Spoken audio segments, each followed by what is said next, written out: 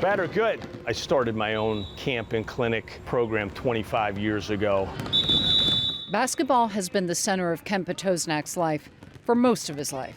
Basketball was the sport that I sort of took to around age 11 or 12. I need the whole group. Petoznak played at Randolph-Macon College in Virginia and then began coaching. Citadel to Furman to Auburn to South Carolina to East Carolina sort of carried me through almost 30 years in Division I basketball. 10 years ago, during practice at East Carolina University, it began. It was a quick, almost violent turn of my head as a ball was coming towards me and players were coming towards me. And I immediately felt a spinning sort of motion sensation that I'd never felt before. Participating in all sports was real vital for me growing up. Petoznak was diagnosed with benign paroxysmal positional vertigo, a non-life-threatening spinning or dizziness that can come on suddenly and is triggered by changes in head position. 20 to 30% of people who report dizziness are diagnosed with this, BPPV. Petoznak had repositioning movers performed and did physical therapy, but never really got better. His love and life of basketball was making him sick. The visuals, whether it would be a TV screen watching game tape, rewinding, fast-forwarding game tape, maybe you're on a bus doing that on the way to the airport after the game, maybe you're on a flight in a seated position. And what I found out over the course of time, anytime that I'm seated or anytime that I'm laying down and there's a lot of stimuli, meaning TV, scrolling on a phone, there's been a high chance that it really affects me and it throws my 3PD into a sort of a higher level. 7 years and multiple neurologists later, he came to see neurologist Jaffer Khan, Dr. Khan, nice to meet you. the head of Emory Neurology and the Emory Dizziness and Balance Center. You know, it took 20 minutes in one test for him to say, you know, you don't have vertigo. Many people are dismissed when they have dizziness and go to their physicians. And when they go to one physician, that may lead to another physician and another specialist, and after a period of time, it becomes demoralizing. My initial episode. It's most important just to listen to the story, listen to what comes out.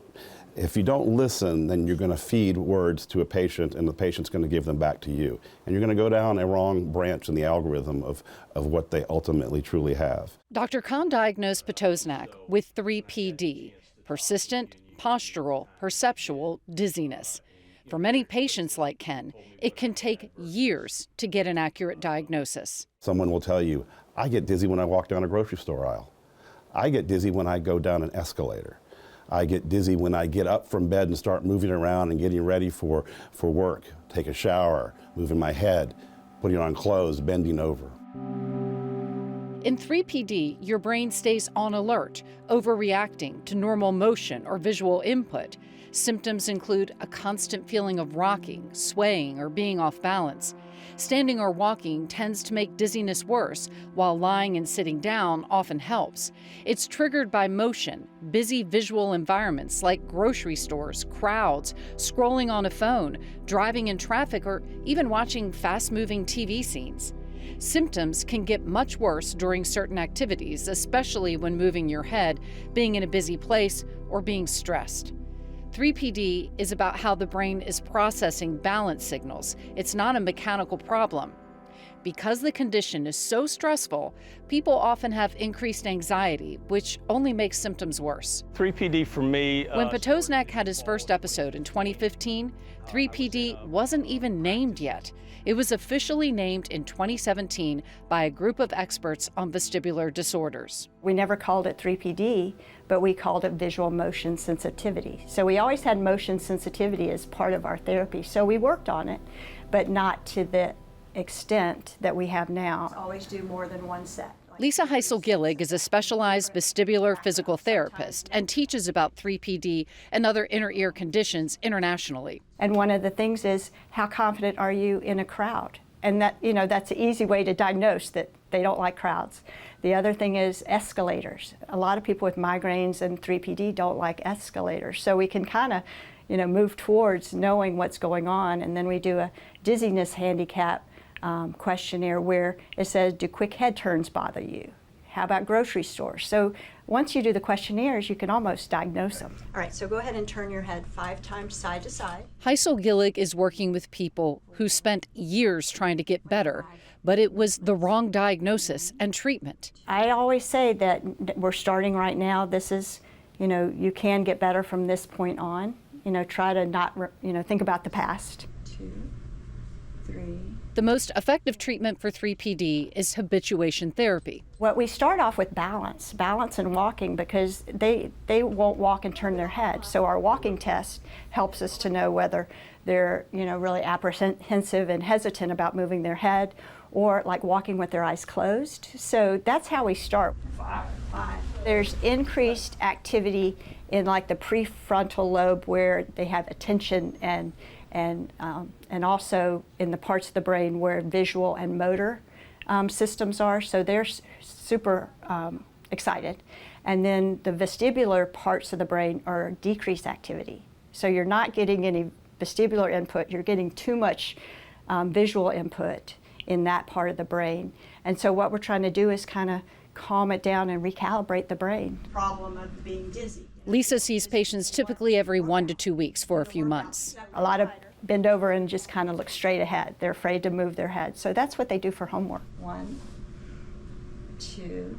Performing daily home exercises is key to getting better. I give them walking with head turns, walking with their eyes closed, like alternating. I give them the cushion with the eyes closed to try to work on forcing the inner ear to work better and forcing, the somatosensory, the grounding system. And then I give them some habituation exercises. I have a website, Dr. Kahn Videotape Costco. When people are ready and they're not ready to go to the grocery store, what they do is watch me walking through a grocery store aisle. So they watch it, small screen first for 15, 20 seconds, and then they get a little dizzy and kind of feel a little bit off, and then we pause it, and then the symptoms go down. That's the main part of habituation. Once you get the symptoms going, you have to go back to baseline.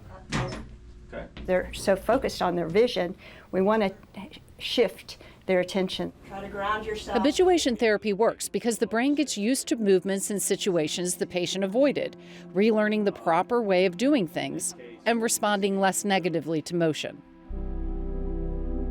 They start noticing more good days than bad days. And so over time, over day by day, these symptoms don't bother them anymore. It's been much more manageable, and I'm hoping in the next 5 or 6 months I can get it cleared up where I can be more productive at certain times. Potosnek is running his basketball clinics and camps around the Southeast. He is on his way to better, and he hasn't had to give up the sport he loves most. There's a lot of joy in basketball. There's a lot of things that you can get out of every sport. I enjoy trying to be the best teacher I can be. Turn and face your partner. What we want to see is that they're freely moving, they're freely engaged in activities, they're not fearful, so we want to see someone that gets back their life.